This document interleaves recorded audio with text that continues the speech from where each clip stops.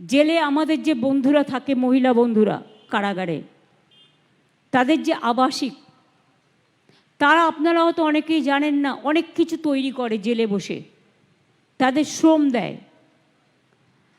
আপনি বাইরে যে চালটা পাবেন, অনেক সময় অর্গ্যানিক না পেলেও ওখানে পাবেন, ওই দোকানগুলোতে অর্গ্যানিক চাল, চিড়ে, বড়ি, জঙ্গলমহলের নানা জিনিস তারা এনেছে। আমি দেখলাম, আমি কিনলাম, আমি সেই জন্য দুটো চিড়ের কিনলাম প্যাকেট, দুটো মুড়ির প্যাকেট কিনলাম, দুটো বড়ির প্যাকেট কিনলাম, আর বাচ্চাদের জন্য দুটো বাসি কিনলাম।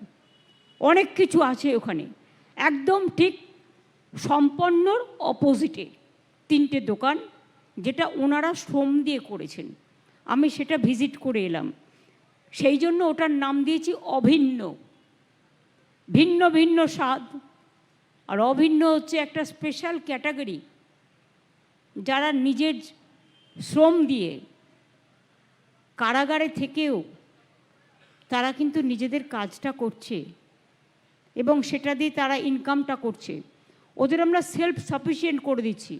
যেদিন মুক্তি পাবে সেদিন ওরা নিজেরাই সেলফ সাফিসিয়েন্ট হয়ে বিজনেস করতে পারবে। সুতরাং কাজগুলো পুরো শিখিয়ে দেওয়া হচ্ছে।